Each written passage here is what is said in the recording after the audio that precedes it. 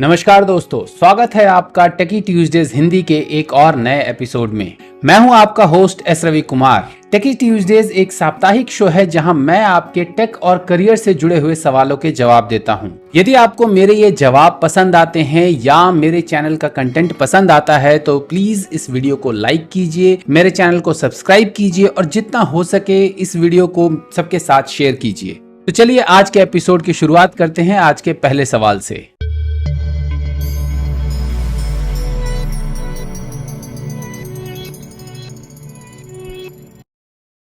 आज का पहला सवाल धीरज का है। वो पूछते हैं, after 12 years in WPF development, I am not getting any WPF jobs for my level. Which other technology field shall I learn to upskill and get relevant again without sharp change? यानी कि 12 साल तक WPF में development करने के बाद अब इनको WPF से रिलेटेड काम नहीं मिल रहा है। सो ये ऐसी कौन सी टेक्नोलॉजी में अपने आप को अपस्किल करें ताकि इनको बिना शार्प चेंज के, मतलब कोई बहुत ही ड्रास्टिक चीज़ ना सीखनी पड़े, उसके बगैर भी ये अच्छे से जॉब चेंज कर सकें या इनको अच्छे से काम मिल सके। धीरज, आपको 12 साल का WPF का एक्सपीरियंस है, विच मीन्स कि आपने 12 साल से डेस्कटॉप एप्लीकेशंस डेवलप किए हैं। सो अगर आप अब 12 साल के एक्सपीरियंस के बाद, यूजुअली इंडिया में क्या होता है कि इंडिया में आपको मोस्ट ऑफ द केसेस में आपको टीम लीड, मैनेजर या प्रोजेक्ट मैनेजर या आर्किटेक्ट इस तरह के रोल्स के तरफ शिफ्ट करने के लिए अपॉर्चुनिटीज़ मिलती हैं। सो आपके पास एक ऑप्शन तो ये है कि या तो आप प्रोजेक्ट मैनेजमेंट साइड में जाएं या आप टेक्नोलॉजी में अगर रहते हैं तो आप आर्किटेक्चर साइड में जाएं। लेकिन अगर आप तुरंत या जल्दी से जल्दी विद इन 3 to 6 मंथ के अंदर अगर आप शिफ्ट करना चाहते हैं तो आपके लिए बिना ज़्यादा स्टीप चेंज किए हुए जो करियर ऑप्शन है वो है कि आप मावी या ऊनो दोनों में से किसी भी एक फ्रेमवर्क में एक्सपर्टाइज जो है वो हासिल करें और उससे रिलेटेड एप्लीकेशंस वगैरह बनाएं। और इसके लिए आपको प्रैक्टिस करने के लिए बहुत सारा, जैसे अभी मावी चैलेंज भी चल रहा है और इसके अलावा बहुत सारे आपको कंटेंट मिल जाएंगे। माइक्रोसॉफ्ट का बहुत सारा कंटेंट है मावी से रिलेटेड। ऊनो वालों ने भी अपना कोई बहुत सारे वीडियोज़ वगैरह बना रखे हैं और मैं आपको ये दोनों फ्रेमवर्क इसलिए सजेस्ट कर रहा हूँ बिकॉज आपके पास WPF का अच्छा खासा एक्सपीरियंस है। सो WPF का एक्सपीरियंस है विच मीन्स कि आपको XAML बहुत अच्छे से आता है। XAML यानी XAML की बात कर रहा हूं मैं। XAML जो है, जो कि WPF में यूज होता है, वही XAML आपका ऊनो में भी यूज होता है और वही XAML जो है आपका मावी में भी यूज होता है, Xamarin Forms में भी यूज होता है ऑफ कोर्स। सो आपके पास जो ऑप्शन है कि आप अगर डेवलपमेंट में ही रहना चाहते हैं तो आपके लिए क्विक ऑप्शन जो है वो है विद इन 3 to 6 मंथ्स के अंदर। इनफैक्ट 6 मंथ्स भी मैं ज़्यादा बोल रहा हूँ। आपको 12 साल का एक्सपीरियंस है, आप तो 1.5 से 2 महीने के अंदर ही आप बड़े आराम से मावी सीख सकते हैं बिकॉज मावी में भी XAML यूज़ होता है। भले ही XAML में बस आपका जो आप ये एक्सेल, क्या कहते हैं यार उसको, XSD, जो XSD है वो डिफरेंट है और इसमें ऊनो में भी XSD डिफरेंट है। ऊनो में आपका जो XAML यूज़ होता है दैट इज UWP XAML और जो आपका मावी है, मावी में मावी का अपना XAML यूज़ होता है जो कि Xamarin Forms का एक्सटेंडेड वर्जन है। बट दोनों में XAML यूज़ होता है। तो XAML का सिंटेक्स सेम है। आपको XAML में कैसे MVVM यूज़ करते हैं वो आपको ऑलरेडी आता है। सो आपको सिर्फ जो MVVM के चेंजेस हैं मावी रिलेटेड या ऊनो रिलेटेड वो सीखने की ज़रूरत है और ये दोनों सीख करके आप बड़े आराम से जो है desktop development, cross platform mobile development, चाहे iOS हो, चाहे एंड्रॉयड हो, चाहे आपका विंडोज़ के डेस्कटॉप एप्लीकेशन हो, चाहे मैक के डेस्कटॉप एप्लीकेशन हो, चाहे आपके WatchOS के एप्लीकेशन हो। सो आप मोबाइल डेवलपमेंट में मावी सीख करके बहुत ही आराम से घुस सकते हैं। इनफैक्ट Xamarin Forms भी सीख लें तो भी आप बहुत आराम से घुस सकते हैं और वो आपके लिए बहुत ही इजी रहेगा बिकॉज उस केस में आपका जो एग्जिस्टिंग WPF का जो नॉलेज है, MVVM का जो नॉलेज है, वो सारा एक्सपीरियंस यूटिलाइज हो जाएगा और विद इन आप 1 to 1.5 मंथ या 2 मंथ्स के अंदर आप बड़े आराम से डेवलपमेंट में आ जाएंगे। मतलब आप जो है काम करने लग जाएंगे, आपको प्रोफेशनल प्रोजेक्ट्स वगैरह मिल सकते हैं फ्रीलांसिंग के। तो यदि आप 1.5 से 2 से 3 महीने के अंदर अगर आप शिफ्ट करना चाहते हैं तो आपके लिए बेस्ट टेक्नोलॉजी जो रहेगी that will be either Mavi, Xamarin Forms और ऊनो। और अगर आप लॉन्ग टर्म के बारे में सोचते हैं तो प्रॉब्ली आपको डिसाइड करना पड़ेगा कि whether you have to be remaining in the technical field itself, या आपको मैनेजरियल साइड में जाना है। और अगर मैनेजरियल साइड में जाना है तो आपको मैनेजमेंट रिलेटेड चीज़ों की तैयारी करनी पड़ेगी, प्रोबेबली पीएमपी या इससे रिलेटेड जो भी प्रिपरेशंस होती है वैसे कुछ करना पड़ेगा। या अगर आप आर्किटेक्चर साइड में जाना चाहते हैं तो आपको सारे ओवरऑल आर्किटेक्चर के बारे में समझना पड़ेगा, उसके बारे में सीखना पड़ेगा और उसकी तैयारी उस हिसाब से प्रिपरेशन करना पड़ेगा। अगला सवाल शिवम सिंह का है। वो पूछते हैं, I am a .NET developer and want to move to machine learning, so I need to go with Python और .NET। यानी कि वो एक .NET डेवलपर हैं और मशीन लर्निंग में मूव करना चाहते हैं, तो उनको पाइथन सीखना चाहिए या .NET में ही कुछ अवेलेबल है? शिवम, मशीन लर्निंग सिर्फ प्रोग्रामिंग लैंग्वेज से नहीं होता है। मशीन लर्निंग के लिए आपको मैथमेटिक्स और जो अलजेब्रा, स्टैटिस्टिक्स, इन सब के जो बेसिक्स, कंसेप्ट्स वगैरह सारी चीज़ें सीखनी पड़ती हैं। सो आप सिर्फ ये सोचें कि आप पाइथन सीख करके मशीन लर्निंग कर सकते हैं या .NET सीख करके मशीन लर्निंग कर सकते हैं, तो ऐसा नहीं होता। रीज़न बीइंग कि पाइथन जो है वो मशीन लर्निंग में पॉपुलर इसलिए है बिकॉज पाइथन की बहुत सारी लाइब्रेरीज मशीन लर्निंग के डिफरेंट एल्गोरिदम्स के लिए अवेलेबल है। वही चीज़ आपके .NET में भी अवेलेबल है। सो अगर आप .NET में भी मशीन लर्निंग करना चाहते हैं तो वो चीज़ भी पॉसिबल है। लेकिन जैसा कि मैंने कहा कि मशीन लर्निंग जो है वो सिर्फ प्रोग्रामिंग लैंग्वेज पे डिपेंडेंट नहीं है, उसके लिए आपको बहुत सारी चीज़ें जो हैं वो सीखनी पड़ेगी, जैसे अलजेब्रा हो गया, स्टैटिस्टिक्स हो गया, और भी मशीन लर्निंग के एल्गोरिदम्स बनाने के लिए जो डिफरेंट टॉपिक्स हैं वो सारी चीज़ें सीखनी पड़ेंगी। और उनके लिए आपको प्रॉपर एक कोर्स करना पड़ेगा। वो कोर्स आप मतलब कहीं से भी कर सकते हैं, चाहे ऑनलाइन करें चाहे ऑफलाइन करें। आपको प्रॉपर जो है किसी यूनिवर्सिटी का कोर्स करना पड़ेगा। ये छोटे मोटे जैसे कोर्सेरा के जो ट्रेनिंग्स होते हैं उस तरह का नहीं, किसी पर्टिकुलर यूनिवर्सिटी का करिकुलम फॉलो करके 1.5-2 साल का एमटेक या जो आपका एमएससी हो गया इसमें मशीन लर्निंग में, या एमटेक हो गया मशीन लर्निंग में, उस तरह का कुछ करना पड़ेगा। आप ये प्रोग्रामिंग लैंग्वेज से आपकी मशीन लर्निंग नहीं होती है। और अगर आप ऑलरेडी मशीन लर्निंग में काम कर रहे हैं तो उस केस में तो आपके पास .NET में जो है ML.NET का ऑप्शन है। ML.NET जो है वो आपको .NET में मशीन लर्निंग करने के लिए, सिखाने के लिए, सीखने के लिए, इस्तेमाल करने के लिए यूज़ होता है। इनफैक्ट माइक्रोसॉफ्ट इंटरनली ML.NET को पिछले I don't know according to their own article उन्होंने शायद 5-10 साल इंटरनली यूज़ किया, उसके बाद उसको ओपन सोर्स किया है। अब इस बात में कितनी सच्चाई है कितना झूठ है इसके बारे में मुझे ज़्यादा पता नहीं है, लेकिन ML.NET जो है उसमें आप C# यूज़ करके आप जो है मशीन लर्निंग की प्रोग्रामिंग कर सकते हो। उसके अलावा कई बार ये भी होता है कि कंपनीज जो होती हैं वो प्री बिल्ट AI मॉडल्स या pre built AI as a service use करती हैं, जैसे आपका एज्यूर का कॉग्निटिव सर्विस हो गया, IBM का वाटसन हो गया। सो उस तरीके से भी AI की प्रोग्रामिंग या मशीन लर्निंग की प्रोग्रामिंग जो है लोग करते हैं। सो आपको ये डिसाइड करना है कि आप मशीन लर्निंग करना क्यों चाहते हैं। आप क्या मशीन लर्निंग के डेटा साइंटिस्ट वगैरह बनना चाहते हैं? अगर आप एक डेटा साइंटिस्ट वगैरह बनना चाहते हैं तो उस केस में आपको जो है फुल फ्लेज कोर्स करना चाहिए किसी अच्छी यूनिवर्सिटी से, चाहे आप ऑनलाइन करो चाहे ऑफलाइन करो, लेकिन फुल फ्लेज कोर्स करो, MSc या MTech इन मशीन लर्निंग करो। अदरवाइज ये खुद से साइड बाय साइड ये रोड मैप से कुछ नहीं होता और उससे आपको जॉब भी नहीं मिलने वाली। बाकी जैसा कि मैंने कहा कि अगर आप ऑलरेडी मशीन लर्निंग के प्रैक्टिशनर हैं या आपको एल्गोरिदम्स के बारे में अच्छे से पता है, आपको स्टैटिस्टिक्स, मॉडल्स और अलजेब्रा के बारे में पता है कि किस तरह से मॉडल्स क्रिएट करते हैं, किस तरह से अलजेब्रा यूज़ करते हैं और किस तरह से ये सारी चीज़ें करते हैं, तो आपके पास ML.NET है। .NET में जो है जिसको कि यूज़ करके आप मशीन लर्निंग की प्रोग्रामिंग कर सकते हो और उसमें सारी चीज़ें जो है मशीन लर्निंग से रिलेटेड सारी लाइब्रेरीज वगैरह सारी अवेलेबल हैं। उसके अलावा बहुत सारे न्यूगेट पैकेजेस भी अवेलेबल हैं जो कि ML.NET में यूज़ किए जा सकते हैं। इनफैक्ट टेंसरफ्लो वगैरह के भी जो आपके .NET की मैपिंग है वो आपके पास अवेलेबल है, तो उनको यूज़ करके ML.NET के साथ बड़े आराम से आप मशीन लर्निंग की प्रोग्रामिंग कर सकते हो। लेकिन ऑफ कोर्स उसके लिए पहले से आपको मशीन लर्निंग के बेसिक्स वगैरह सारी चीज़ें आनी चाहिए। सो बेटर यही होगा, अगर आपको बेसिक्स वगैरह नहीं आते हैं तो go for a full fledge course from a university, और अगर ऐसा है, अगर आपको बेसिक्स आते हैं देन गो फॉर ML.NET। अगला सवाल नीतू शर्मा का है। वो पूछती हैं, is it okay to ask for an help to your junior if they are more skilled और trained in that organisation then you?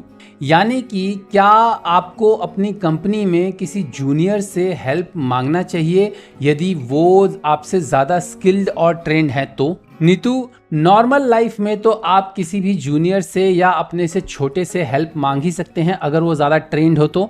Hello हम सारे जितने भी यूट्यूबर्स हैं या जो भी लोग सीखते हैं वो ज़्यादातर यूट्यूबर्स वगैरह से सीख रहे हैं, हम एक दूसरे से सीखते हैं, जो भी कंटेंट क्रिएटर हैं, तो सब लोग जो है वो ज़्यादा एक जो यंगस्टर्स हैं कईयों ने बहुत अच्छे से किया हुआ है टेक्नोलॉजी पे काम, किसी ने किसी पे ऊपर काम किया हुआ है, तो उनको अगर कुछ आता है तो हम उनसे ही सीखते हैं। लेकिन कंपनी में ये थोड़ा सा डायनेमिक्स थोड़े से चेंज हो जाते हैं बिकॉज कंपनी में पॉलिटिक्स बहुत ज़्यादा इन्वॉल्व होता है।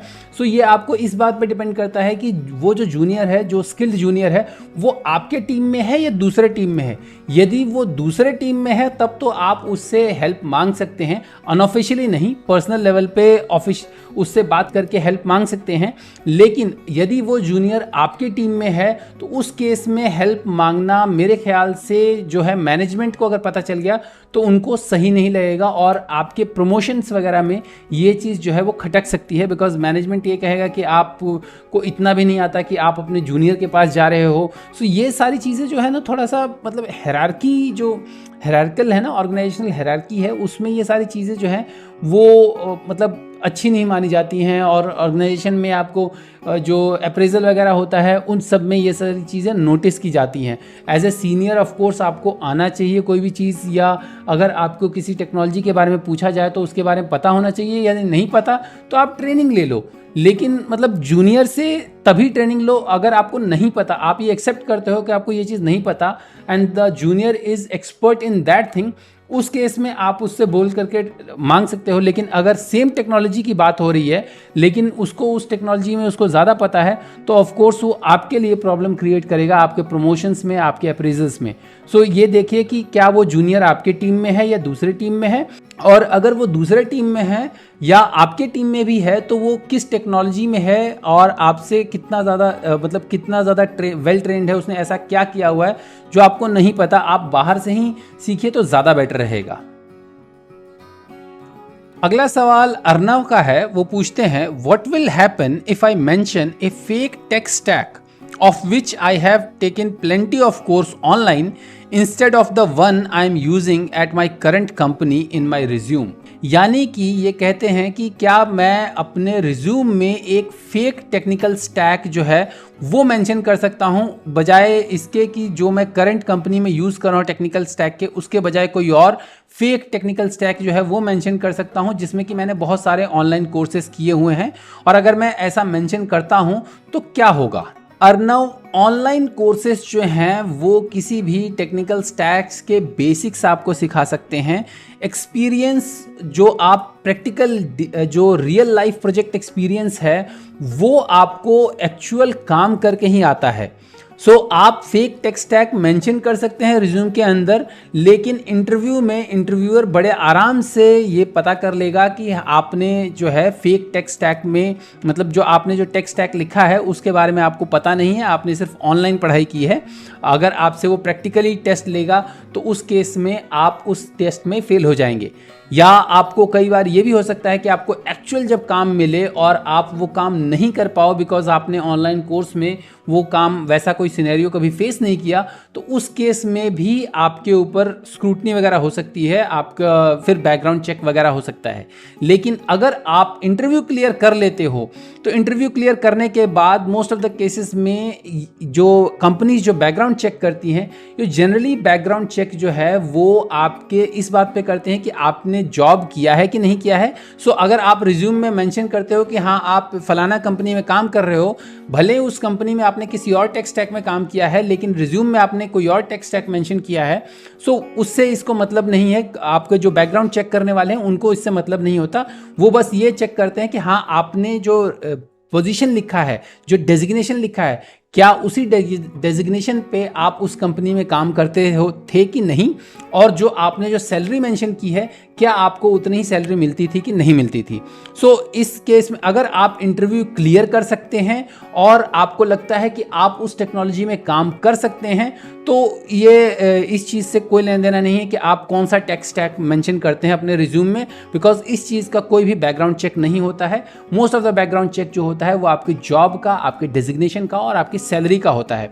सो अगर आप और कोई भी डेजिग्नेशन जो होता है वो जावा डेवलपर का डेजिग्नेशन नहीं होता या डॉट नेट डेवलपर का डेजिग्नेशन नहीं होता। हर जगह जो डेजिग्नेशन होता है वो सिर्फ सॉफ्टवेयर डेवलपर होता है, सॉफ्टवेयर इंजीनियर होता है, टेक लीड होता है, आर्किटेक्ट होता है। सो जितने भी डेजिग्नेशंस होते हैं, ये जितने भी जो ग्रेड्स होते हैं, आपके डेजिग्नेशन के जो लेवल्स होते हैं, वो सारे के सारे टेक्नोलॉजी एग्नोस्टिक होते हैं। सो अगर आप इंटरव्यू क्लियर कर सकते हैं और अगर आप काम कर सकते हैं तो आप ये रिज्यूम में मेंशन कर सकते हैं, इसमें आपको चेक करने वाला कोई नहीं आएगा। लेकिन अगर आप काम नहीं कर पाए, आपने मान लीजिए किसी तरह से इंटरव्यू क्लियर कर भी लिया और काम नहीं कर पाए, तो आपके सीनियर को अगर मान लीजिए किसी भी तरीके से अगर शक हो गया तो उस केस में आपके लिए प्रॉब्लम हो सकती है। अगला सवाल राकेश का है। वो पूछते हैं, how do I switch to development after having experience in testing. यानी कि टेस्टिंग में एक्सपीरियंस होने के बाद मैं डेवलपमेंट में कैसे स्विच कर सकता हूँ, यानी डेवलपमेंट रोल में कैसे मूव कर सकता हूँ। राकेश, आप डेवलपमेंट में क्यों मूव करना चाहते हैं टेस्टिंग से? क्या आपको लगता है कि आपकी सैलरी कम है और डेवलपर की सैलरी ज़्यादा है?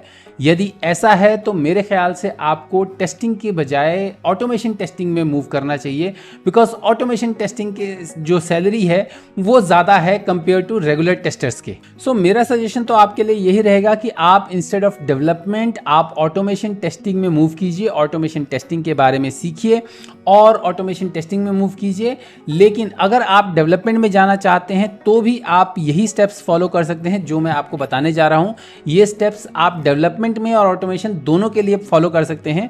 और स्टेप्स क्या हैं मैं आपको एक एक करके बताता हूं। तो पहला स्टेप तो ऑफ कोर्स यही होगा कि आप 3 या 6 महीने का कोई भी प्रोग्रामिंग या आपका ऑटोमेशन टेस्टिंग का जो बूट कैंप है वो ज्वाइन कीजिए। ऑनलाइन बूट कैंप्स बहुत सारे चलते रहते हैं। आप कोई भी ऑनलाइन बूट कैंप डेवलपमेंट का या आप जो ऑटोमेशन टेस्टिंग है उसका जो बूट कैंप है वो ज्वाइन कीजिए।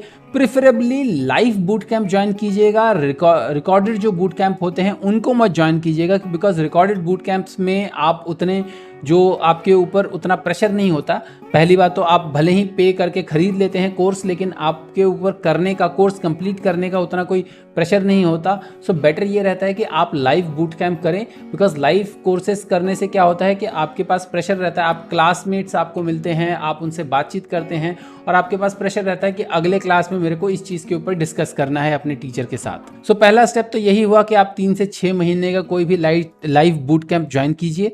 दूसरा स्टेप ये होगा कि आप जो है 100 डेज ऑफ कोड या इसी तरह का कोई चैलेंज जो है वो ज्वाइन कीजिए और अपने डेली जो प्रोग्रेस है, जो भी आप सीख रहे हैं, आधा घंटा 1 घंटा जितना भी आप सीख रहे हैं वो 100 डेज ऑफ कोड चैलेंज के तौर पे आप ट्विटर पर या कहीं पर भी पोस्ट कीजिए जहां पर भी आप ये चैलेंज पार्टिसिपेट कर रहे हैं। और तीसरा स्टेप ये होगा कि आप इस चैलेंज में पार्टिसिपेट करने के अलावा और बूट कैंप करने के अलावा जो भी आप सीख रहे हैं उसके बारे में वीकली ब्लॉग करें।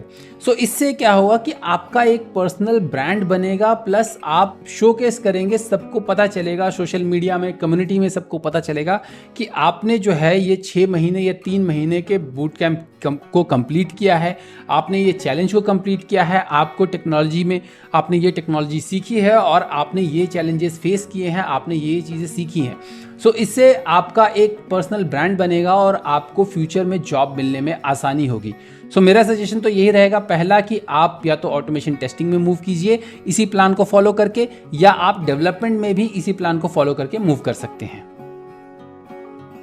तो ये थे इस हफ्ते के आपके टेक और करियर से जुड़े हुए सवालों के जवाब। यदि आप भी अपने सवाल का जवाब टेकी ट्यूजडेज में देखना चाहते हैं तो आप अपने सवालों को कमेंट सेक्शन में या किसी भी सोशल मीडिया चैनल पर मुझे टैग करके पूछ सकते हैं। मेरे सभी सोशल मीडिया के हैंडल सेम है, टेकी राठौर। उम्मीद है आपको मेरे जवाब पसंद आए होंगे। यदि आपको मेरे जवाब पसंद आए हैं तो इस वीडियो को लाइक कीजिए, मेरे चैनल को सब्सक्राइब कीजिए और जितना हो सके इस वीडियो को सबके साथ शेयर कीजिए। तो जल्द ही मिलते हैं मेरे अगले वीडियो में, तब तक के लिए अपना ख्याल रखिएगा। नमस्कार।